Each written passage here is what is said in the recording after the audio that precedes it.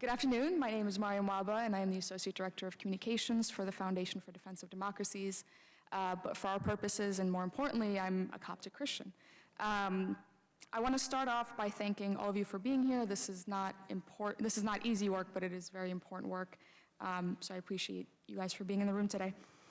I also want to thank Coptic Solidarity for having me and for all the work that you guys do. It, again, is truly not easy work, but it's important work. Today's panel will be focused on one of my favorite topics to discuss and to argue about at length when it comes to the Copts, cultural preservation. We're going to get into the whys and the hows and how-nots of the subject, and I can promise you you're in for a real treat today. We're lucky to be joined by an incredible panel that is bringing in a wealth of knowledge and experience. Please join me in welcoming Dr. Michael Akaldios. Dr. Michael is a lecturer in historical studies at the University of Toronto and the founder and executive director of Egyptian Migrations, a Canadian nonprofit dedicated to community outreach, archival work, and educational initiatives.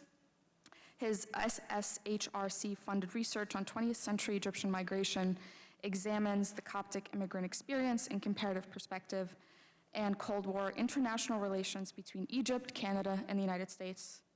Mouthful. In addition to his numerous academic publications and editorials, Dr. Michael is preparing his first book, Ordinary Copts, Ecumenicism, Activism, and Belonging in North American Cities, for McGill Queen's University Press. Emphasizing community development, Michael mentors young Egyptian professionals through Egypt Migration's annual remote internship program and instructs Coptic students in academic upgrading and critical thinking strategies at Philippitir Christian College in Ontario.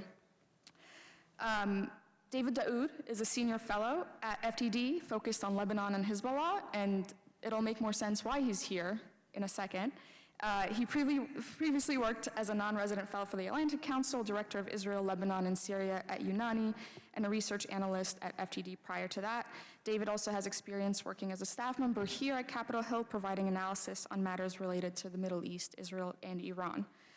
David is also a lawyer by training. He speaks Arabic, Hebrew, and has spent extensive time in the Middle East, particularly in Lebanon and Israel.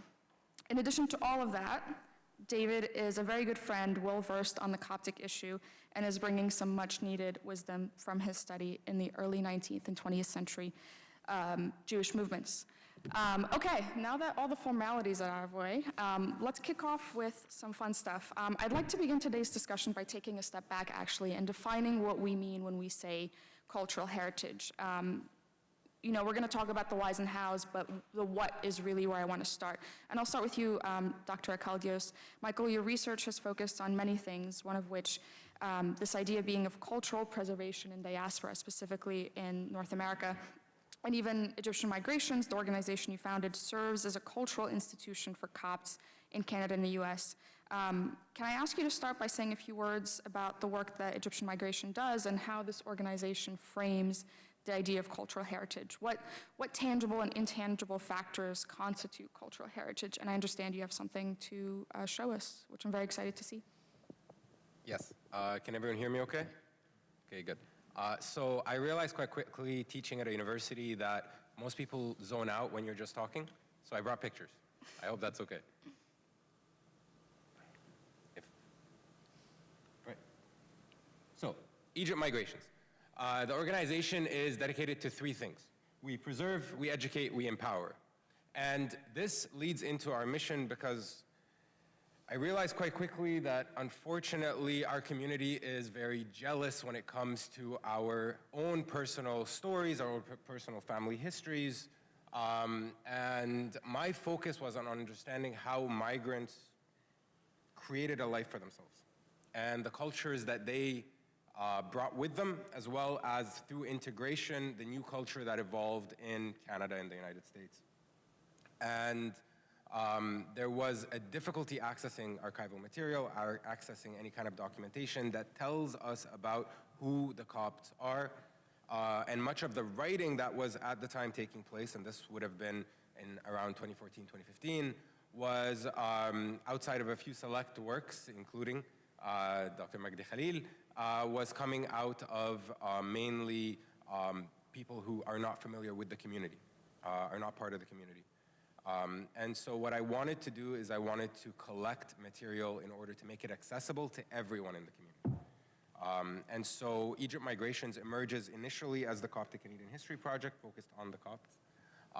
And we create a deal with the archives at York University to create the first Egyptian immigrant archival collection to house an array of records. So we have displays for physical and digital materials. We also encourage and promote collaborations with scholars, with writers, with filmmakers to write for us, to produce content, to showcase content. And we have also hired on interns and trained them in order to collect stories of Egyptian migrants, because culture or cultural heritage is not just those buildings, churches, monasteries, those manuscripts. It is also about our language. It's about how our language has changed. It's about our memories and those... And you mean Coptic when you say language? Yes, I mean Coptic language. And it's about those more intangible things of the food that people eat at home, the stories that are passed down from father to son, from mother to daughter. It's about who we are as a people, and that needs to be captured in its entirety, because our lives are not just of victims. Our lives are not just of those who are persecuted or put upon. They are vibrant, they are rich, they are full of color. And it is about giving a chance for people to connect, because that's how people meet, that's how people connect, is through the cultural expressions that we can put out into the world, right? Oftentimes, and we always hear this, you know, there are two things you don't bring up at the dinner table, right? Politics and religion. Well, what if I show you pictures? What if I tell you about people who have moved, people that still think of home? And that's what I did. I went to Tahrir with a colleague of mine. We put on a week-long exhibition where we showed photographs, videos, oral histories. We talked with people. We invited people to come and to learn and to build connections and to build bridges so that they can meet, they can discuss, they can learn of each other. And it opens opportunities. And it can give us opportunities to even grow that work then. So we have about 30, 35 oral histories available on the website. Another 60 that are in processing. We are working to build more and more and more. We have a digital book that's coming out with the latest pieces that have been written for Egypt Migrations. It's about not just preserving who we are, but about sharing who we are and doing it in a way that is true to a people, a living people, a people who have so much to say. And we also developed a toolkit. So this is something I know we're going to get to later. So I just wanted to kind of front-end it, that we have a toolkit to teach people how to do oral history and how to do interviews that we use with our interns. And so what I'm going to be asking all of you to do when we conclude all of this is to go get stories from your communities and from each other, and to record it and to preserve who you are, and to look to saving those collections that you have at home. Because, oh, the clicker's not working.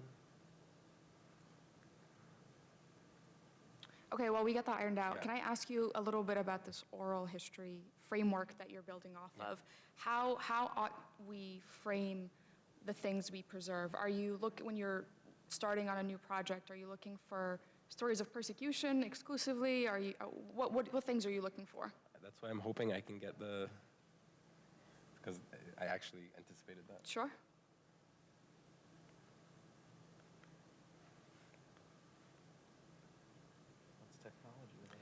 I know. Oh, perfect. Is that what we're looking for? So, Ilhami Khalil. One of the collections that we have is that of Dr. Ilhami Khalil, who's currently retired in California, and he was the photographer.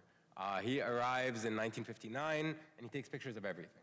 You know, when he was 12 in Beni Suef, he got his first camera from his father for his birthday, and ever since then, he walks around with a camera. And so he comes as a medical student in 1959, and he is working with the early Coptic community, and he's taking pictures of everything. And that is an archival collection. And I spent weeks talking with him, interviewing him, hearing about his story, collecting the material that he had. And you can tell a lot about our lives more than simply a one-dimensional story of who the Copts are by looking at these images. If I can just get it to collaborate. Where people went, what they did, who they saw, how they built community, fraternity, how they saw each other, how they remember each other, feel for each other.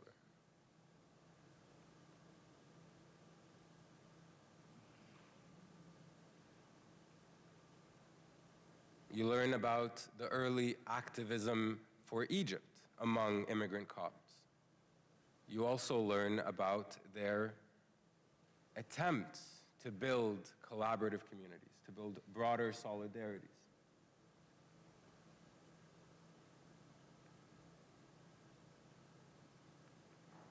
There's a bit of a lag.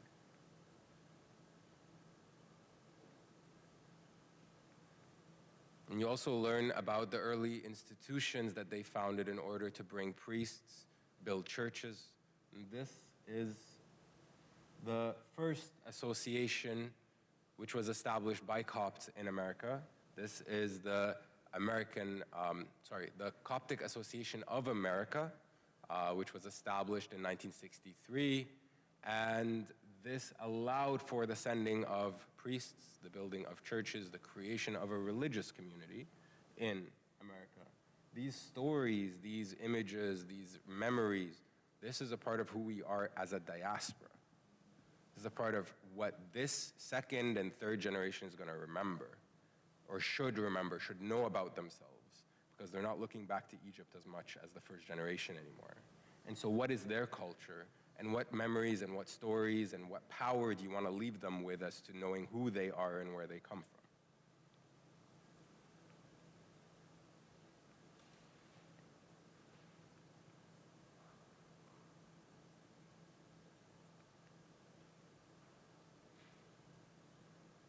And we also have a collection by Mr. Michel of Pennsylvania. We have Philadelphia. Sorry, I'm Canadian. We have a collection of Bishop Samuel from Cairo. It's around 100 gigabytes of photographed images and documents, and he loved KLM notebooks that he would get on every flight, and he would fill them up with people's names and phone numbers and keep track of where they are in the world. We have a collection of the Egyptian Canadian Club in Toronto. It was a multi-ethnic club of Egyptian, multi-religious club rather, of Egyptian Copts and Muslims and Jews who got together and celebrated every event. And so there are many other smaller collections that we have. We are constantly in conversation to collect all of this because we believe in this. That storytelling reveals meaning without committing the error of defining it.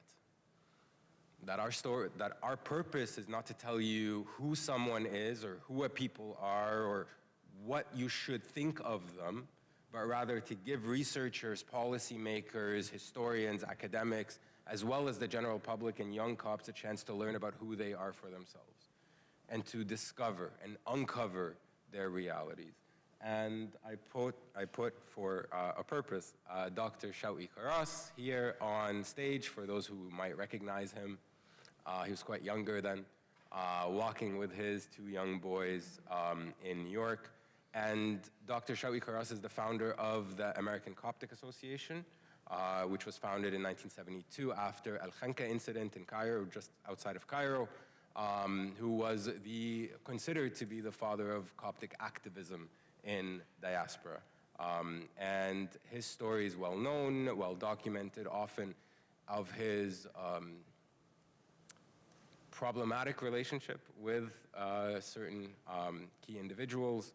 However, he was also a father who worried about his kids and would call up friends saying, well, they're learning swear words and they're starting to, be rude to their mother.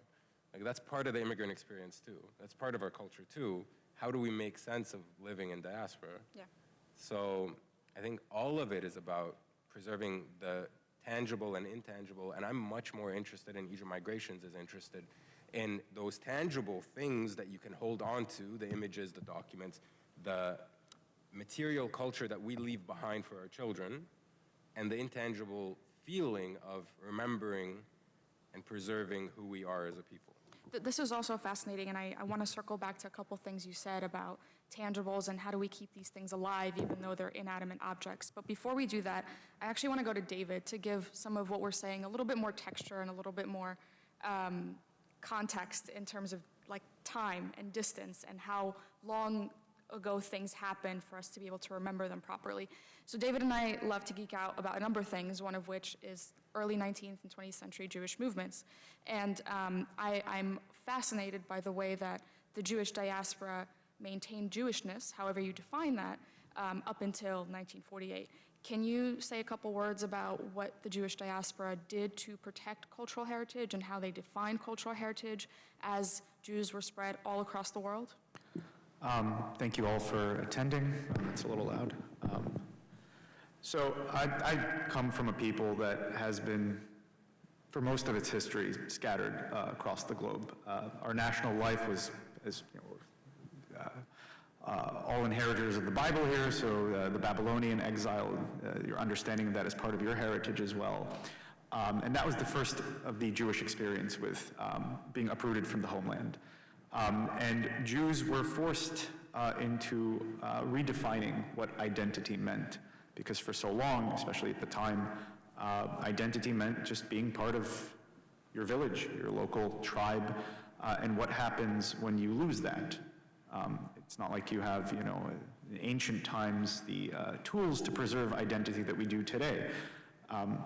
And you know, Jacob Wright, who's an academic of the Bible, actually theorizes that the Jewish leadership wrote the Bible itself as this portable homeland, that in diaspora, disconnected from, you know, the old tribe, from the old village, from being able to communicate with people down the street in your ancestral language amidst a or an alien majority, you build these portable fences that keep your identity alive. And some of that is obviously dietary laws, the kosher laws. They are meant to perhaps preserve the way Jews ate, what foods they ate, how they cooked certain things in the homeland, but in the diaspora.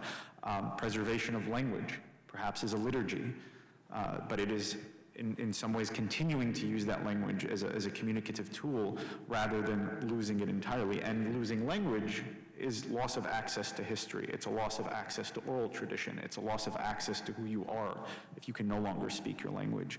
And this was the Jewish experience for most of the history since the Babylonian exile, then after the Roman destruction of the Temple in Jerusalem in 70 Common Era. You have more of these fences, if you will, placed onto this identity. This is rabbinical Judaism. The genius of it, as I look at it, is that it once again tried to grapple with the idea of making the homeland portable. As you are coming up on a period in your people's history where you can foresee that access to the temple is now foreclosed, that rebuilding the temple, this central religious site that acted as a unifying factor for otherwise disparate groups that had a shared identity, but the pilgrimages to Jerusalem 3 times a year had a way of keeping the people united. It was a focal point. What happens when you lose that focal point? What happens when you can no longer access it? What happens when, in response to repeat Jewish rebellions, the Romans start imposing increasingly strict laws that make life, day-to-day life, untenable in the homeland, and you have to start scattering. You have to start finding, your livelihood, your ability to exist day-to-day elsewhere in more suitable pastures. Even as you preserve your love for the homeland and your connection to the homeland, it's simply not viable. And I think this story should sound familiar to everyone in this room. And so the rabbis once again devised a system that we now considered, that is evolved into modern Judaism, but that once again created these fences, these constant behaviors, these daily behaviors, commandments, yes, but what are commandments besides daily flexing of identity? Right? You wake up in the morning, you put on tefillin, right? You pray in a certain way. You have to pray in a congregation. This forces you to be among other people of your kind. You're constantly in dialogue with your identity and your community. You have to learn this history. You have to pass it on to your children. And again, it was framed in a theological language because I think this is the way that people understood their relation to each other and their relationship to the natural world at the time. I've often wondered that, what would the Jews preserve if the exile happened today? If the majority were secular, and what would that secular identity, what would be carried into the diaspora? But the emphasis was on daily activities, daily behaviors, daily customs, recollection, Passover, the retelling of the story of the Exodus, which I know probably causes a little sensitivity here, but just recalling your history multiple times throughout the year, recalling who you are and where you come from in a way that is not just voluntary, but is required. You don't have a way to escape from it. And that, I think, was one of the essential ingredients that helped the Jews retain their identity throughout being these far-flung diasporas all the way from Western Europe to Yemen to India, but still maintaining this idea that we are one people, we have one heritage, we still have this link to this homeland, we hope to return to it one day. And how do you preserve that identity in the face of persecution? And I think this is something that is important as a minority, not just, but on one part you have persecution, but what happens also when you meet radical acceptance? What happens when you come to a country like the United States, which tells you, just join us. You can be like everyone else.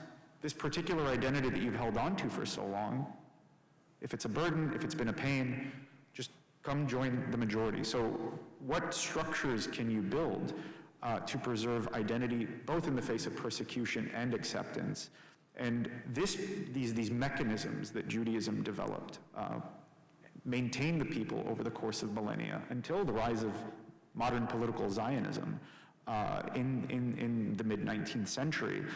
Now, I don't want to present the history of the Jewish people, kind of like Michael was saying, as a history of just pure persecution and just being passive actors. There was a lot to produce. There was a lot that was produced. There was a lot of thought and richness of internal culture and contributions to the societies around them. But the mechanisms of cohesiveness towards the rise of the Zionist movement, you start to break down in the face of different types of persecutions, in the face of the Enlightenment, saying, well, come out of the shtetls, come join us as citizens, as individuals, forget your identity. Become, as the Reform movement said, we are no longer Israelites, we are Germans of the Mosaic faith, or the Mosaic persuasion.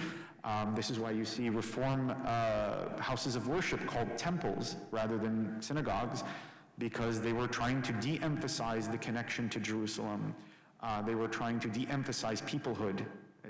The Philadelphia Declaration, I think it was in the mid-1800s, of the Reform movement, disavowed Jewish peoplehood.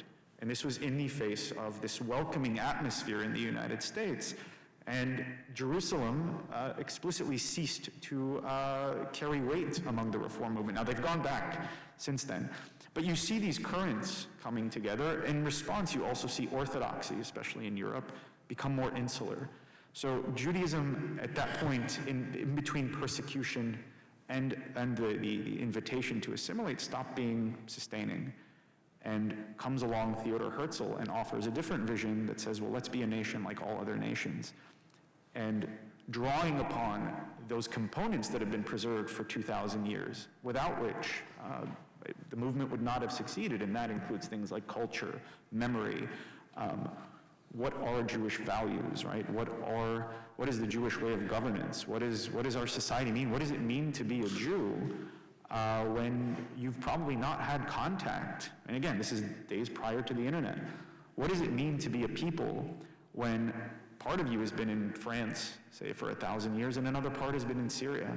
And you've developed different customs, you've probably intermarried to some degree with locals, and you haven't had that constant contact. How do you rebuild that? How do you rebuild a single body from shattered pieces? So this is, that's kind of the long history, but essentially what the Jews did was create this mechanism that lasted for 2,000 years until a new mechanism had to be devised. Yeah. And you correctly identify this theme or pattern of theology playing different roles throughout different times. And this is a question for both of you. I'd love to hear your thoughts. How ought we think about the role of theology? For us Copts, it's a little bit different than for the Jews. I mean, I know what a Jew is without going to synagogue. You don't need to have tefillin on for me to know you're a Jew. But for Copts, I think theology is a little bit more intertwined with who we are as a people.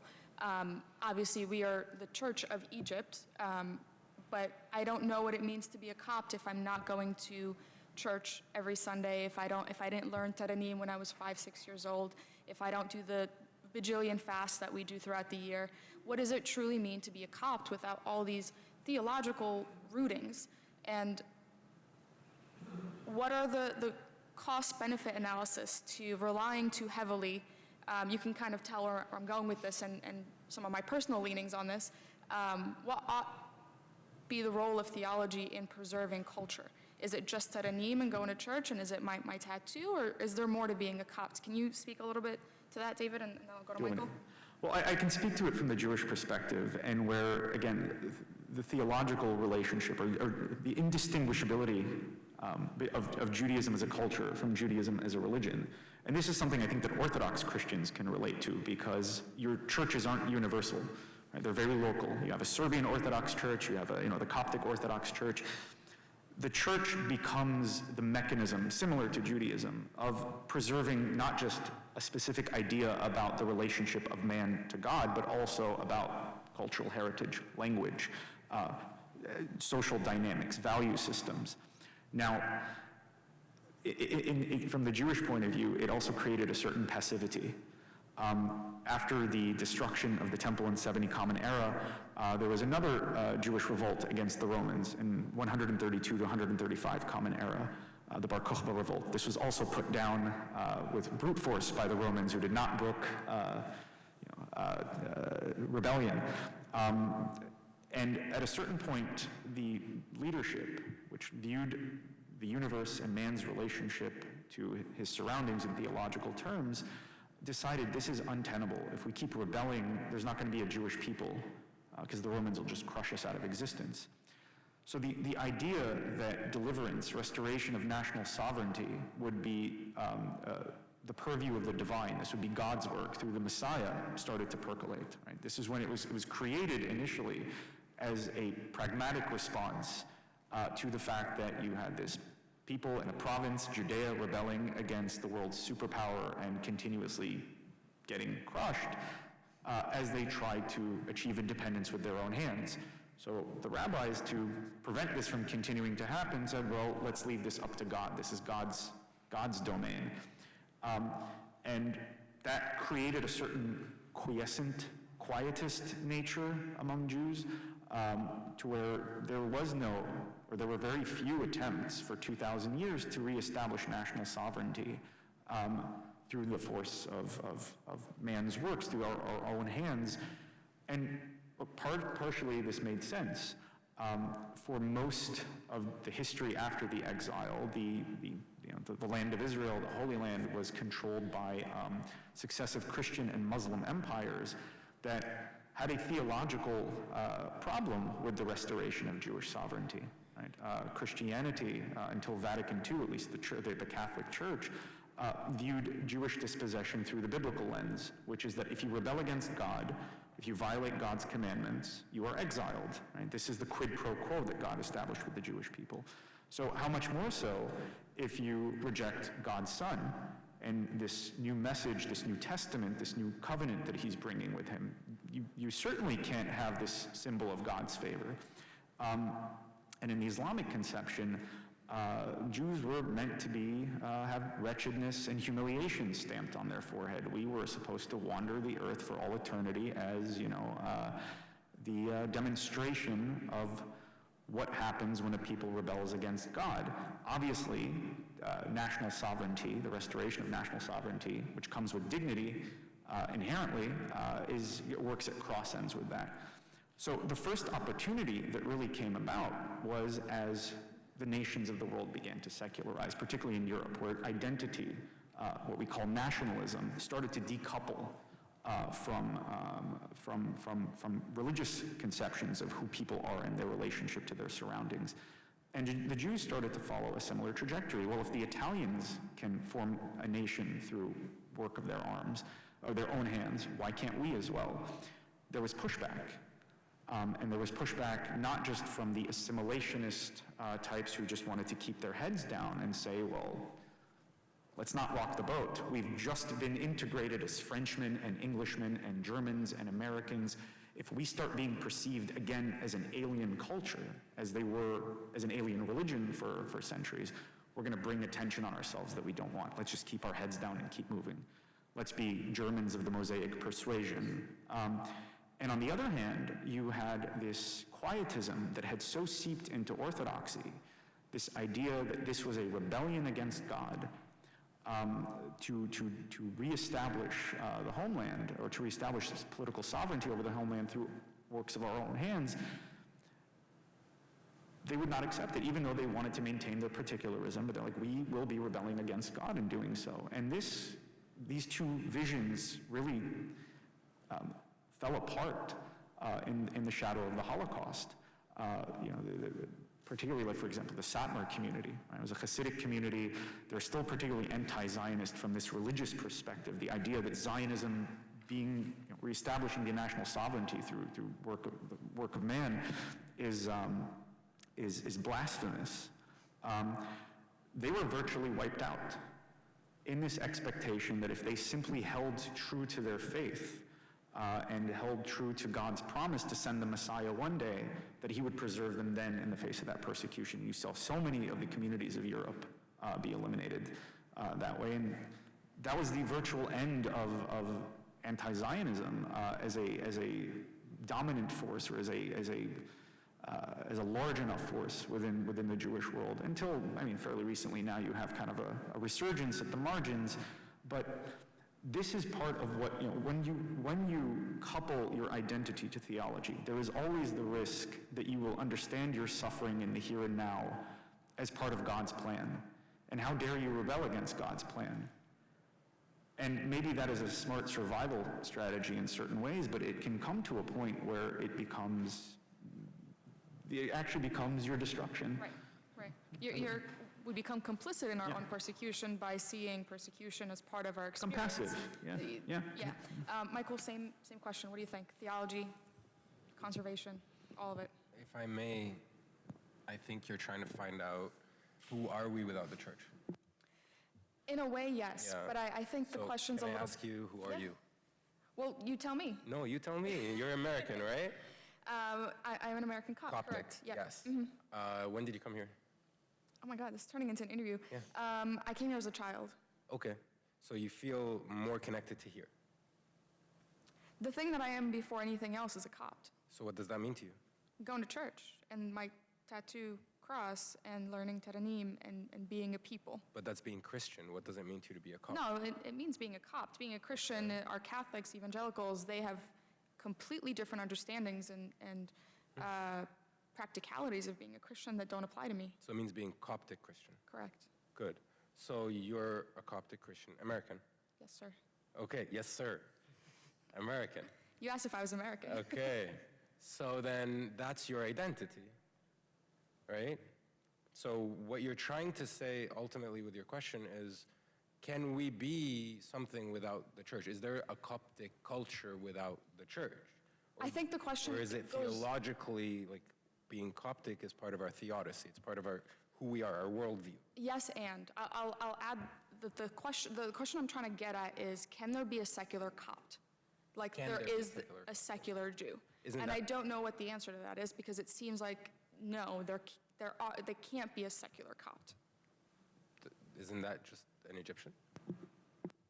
Well, now we're getting into dangerous territory. I will say about 500 years ago, you probably couldn't disconnect the Jew from the synagogue either. And the idea of a secular Jew developed over time.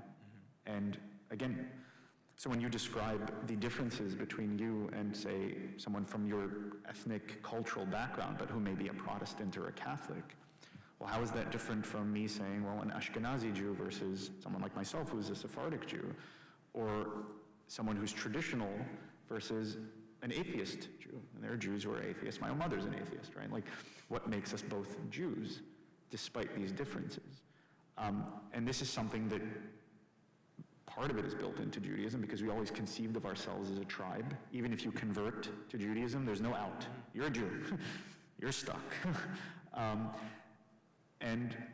But then how far do you extend it? How do you build a shared life with someone that maybe once upon a time you viewed as a heretic? So you have to. I mean, there is no other way to build Coptic peoplehood without building this conception that I have something that transcends the specific church that I attend. What if I don't attend a church? What if I grew up Coptic Orthodox and I just don't believe anymore? Do I cease to be a Copt? I think grappling with those questions, if you wish to build Coptic peoplehood, the Jews also had to grapple with those questions. But you didn't have a land to return to. For a long time, exactly. you did not have a land to return to. Exactly. But that's different, because a land gives you direction, it gives you an anchor. And it also, when you look at the Egyptian context, it's radically different in that Egyptian nationalism is very well rooted in Egypt, and it's in its 19th and 20th century history. And so that creates a very different paradigm than you would have with the Jewish experience when it comes to identifying who you are as a people. And so your Copticness, who you are as a Copt and as a Coptic Orthodox Christian, that will persist with you, right, despite geography. Elements of your Egyptianness will come with you as part of your broader national or ethnic understanding of self and the lineage that you carry through your family, right? And the food that you eat at home and the things that your parents tell you when they're mad at you and they switch to Arabic. Like, there are things that you carry. And then you become more American, you become more Canadian, you engage in this culture. But that's a process of acculturation that's common to any migrant group. Yep. But it's not unique to a persecuted people, right? So we need to understand that ultimately we're trying to blend categories when they are distinct aspects of an identity that you're going to pull out of your pocket at any point in time when you need to communicate an aspect of yourself, right? So think of me walking down the hall and pulling out a quarter of my Canadianness, right? Because I'm going to be polite to the security officer. I'm going to pull out 10 cents of my Copticness لما أقلب بالعربي وأتكلم مع كل الناس اللي هنا. يعني when I change to Arabic and I start talking to people who are here, that I'm switching to Arabic and I'm calling it Coptic. Do you see that? Right? Why am I doing that? Because I've associated that aspect of my identity with a practice that I do when I walk into a Coptic church. I switch to Arabic. Right? When I'm talking with, older members of my family, I switch to Arabic. So again, it's how you create that dynamic identity. I don't think it's something that can be generalized to the point where we're trying to separate pieces of ourselves. I think it's about coming to grips with pieces of ourselves and insisting on our belonging and our sense of purpose and our sense of self. Like, Copts are Egyptian. They're not going to leave Egypt. And they're not going to be a people without a land. That's not going to happen. And so you create those spaces for conversation, but you insist on who you are and you teach your kids who they are. And that's what having a cultural institution does.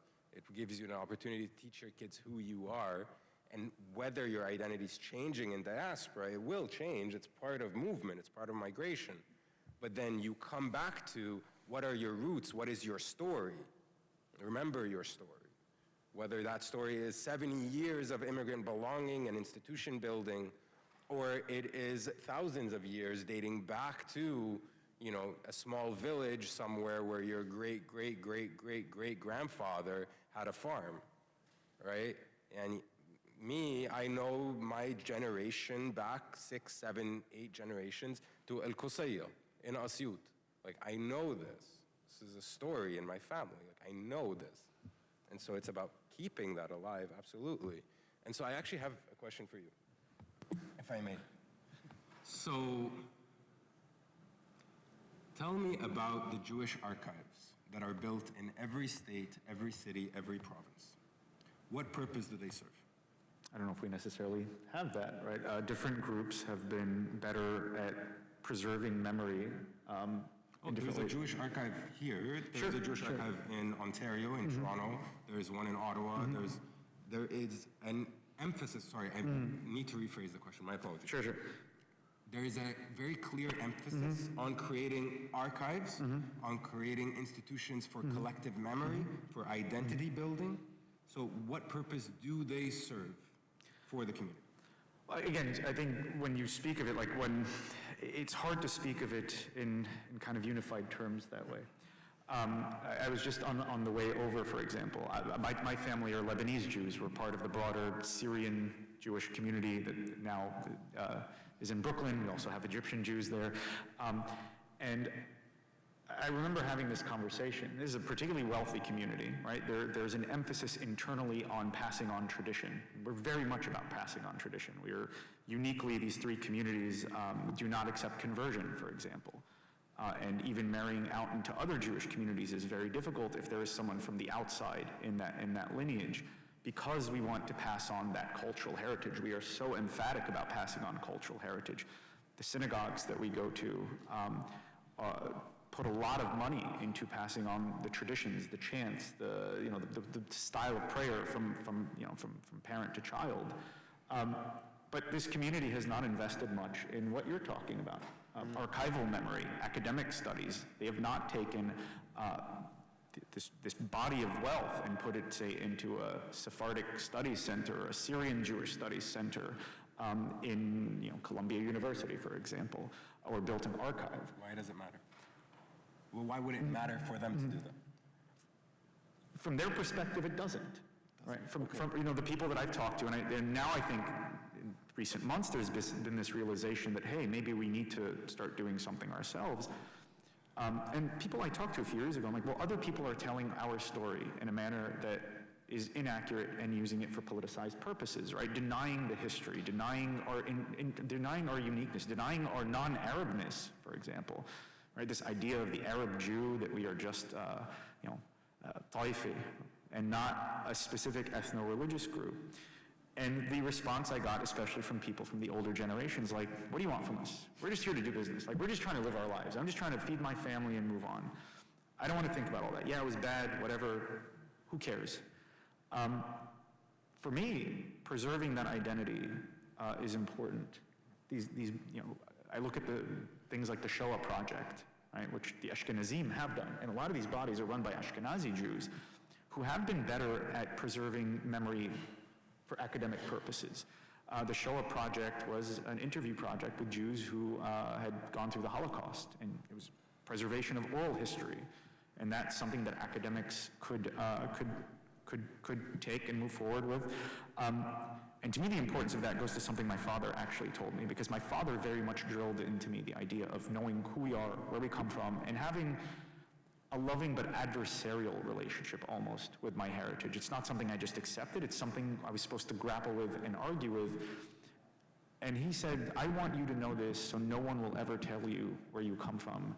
No one will ever dictate your history to you, because by dictating your history, they dictate your future.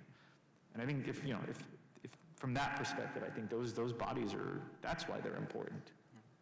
If I may add, and correct me if I'm wrong about this, David, from my interactions with Jewish culture and Jewish theology, the act of remembrance is a defining feature, like remembering things.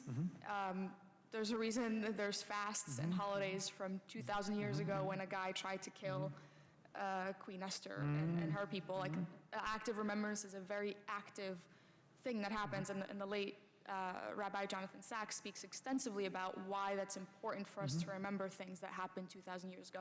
And I think we Copts do it. Could we do it better? Absolutely. I think we need to do it better. And we do it through the fasts and the prayers and the teranim, but I think it needs to be a little bit more active. It needs to be a little bit more alive. It needs to be It needs to be a little bit more present rather than Present, right. historical. And centered around stories that mean something to us now, and it's not just something that happened 2,000 years ago that exists in this space surrounding, you know? Okay, I want to shift gears a little bit and go a little off script. I hope we're doing okay on time. I want to talk about language, and I'll start with you, Michael. Can you say a couple words about the Coptic language? Maybe you can even give us a brief history lesson on when Coptic stopped being the spoken language of our people and we switched to Arabic, how that happened, and where does it leave us now as a people without a live language? Does anybody speak Coptic, by the way? I'm always so curious. Yeah? Kind of? Okay. No? Right? Yeah, okay, go ahead. So, wrong person to ask about this. Historian of 19th, 20th century, I believe it's somewhere around the 11th, something in that general range. In regards to the language, I know that it's still maintained by certain small families. I believe in Kina, there is a family that still maintains the language. There's been a couple of articles about it, but that's really the most I can say. I can say, though, that when we look at it in terms of current generations, it is a liturgical language. It is the language of the church. And it is not of immense priority to resurrect the language. Aside from a few families who practice it, it has not gained wide purchase among the community, whether in Egypt or in the diaspora. What role do you see the Coptic language playing in the work that Egyptian Migrations does? In terms of preserving its manuscripts, you mean? Yeah, manuscripts, and to David's point, just accessing the history through the Coptic language. Our scripts and liturgies are written in Coptic. Yes. How can we relate to it and understand it, even when we don't actually understand it? You know what I mean? I mean, that's the great thing about, so the role of the church is ultimately to teach the Coptic to the extent that you can read, the Coptic script and access the liturgical language, engage with the stories of the saints in a language that you can read, but not to the point that I don't think we are actively in any shape working towards restoring the language on a wider level, again, than a few select families who are very deeply invested in it. But again, I can't speak much more than that, not my purview. So if you want to jump in. I mean, the way I look at it, the revival of the Hebrew language as a modern spoken language was essential to the success of Zionism. There's this misconception that Hebrew had fallen out of use as a language of daily use. It wasn't the case. It did not become a purely liturgical language. So this is perhaps a distinction between Hebrew and Coptic. You had business deals, contracts that would be written in Hebrew, philosophical tomes. Yes, a lot of these things were theologically focused and focused on matters of Jewish law, but things were being written in Hebrew as a language, and this allowed a nucleus, kind of a living language nucleus, to be revived by Eliezer ben Yehuda, who modernized the language, modernized the grammar, brought in loan words from other languages, Arabic, Aramaic, even English. How you say focus in Hebrew? Mefukas, right? You're focused. So there were a lot of these terms that were brought in. I think language is essential to understanding your history and having the ability to use it freely. I remember speaking to someone, this is years ago, a young lady who had converted to Judaism. And she didn't know Hebrew. She converted Orthodox, so a very difficult conversion, not an easy conversion, and I was kind of shocked. I'm like, well, how could you not learn Hebrew? She's like, well, that sounds like a gatekeeping tool. I'm like, well, actually, no, it's a key. You are joining an identity, you're joining a history, you're joining a culture, and if you don't understand the language, if you can't freely access its texts, it's the bodies through which it preserves its history, And in the case of Israel, you can't access the living culture. You're always going to have to go through an intermediary. It stops being yours. It becomes like a sacred flame that the priest keeps, like in the ancient temples, right? There's the sacred flame that they preserve behind the curtain, and they tell you when you can access it and when you can access it. It can't be living without culture, without language, because so much of history, we look at Arab identity, right? The idea of pan-Arabism. What really stitches it together is this idea that you have people that speak Arabic from Morocco to Iraq. Now, I think that's language alone is too thin of something to build an identity on, especially when you're talking about that wide of a geographical swath.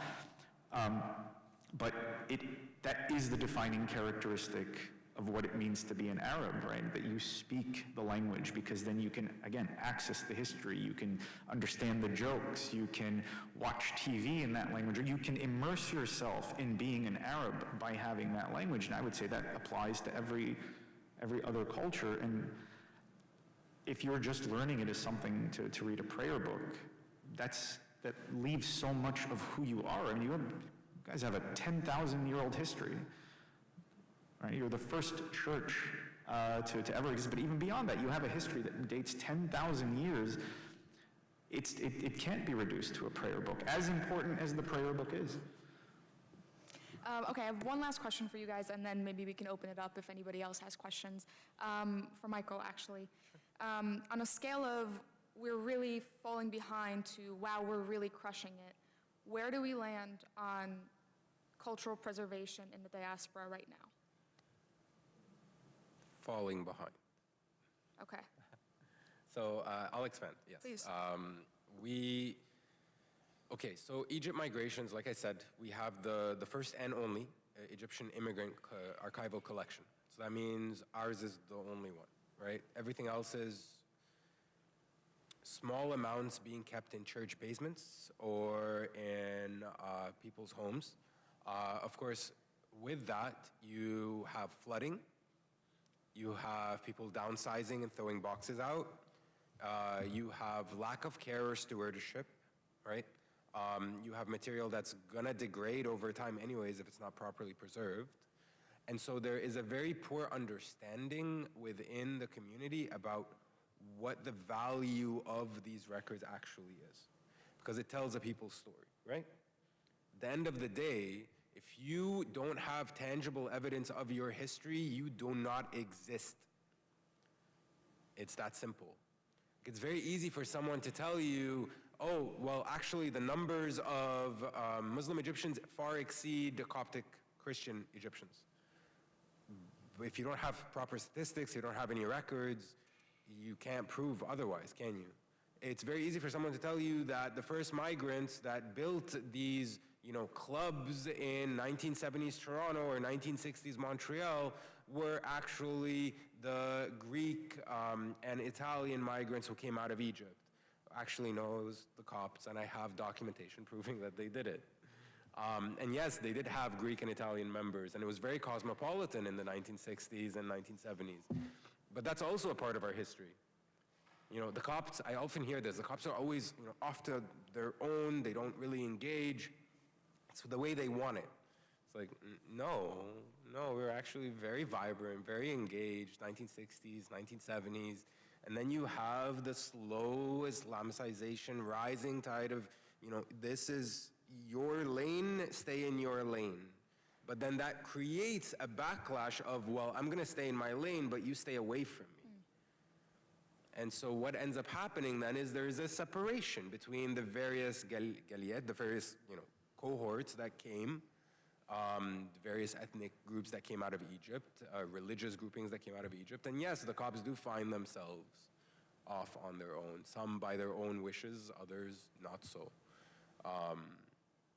So there's a history, there's a people, vibrant stories, and unfortunately, many of our stories do end up going to the local priest who shelves it in a box and puts it in the church basement, right, because people trust their clergy very much.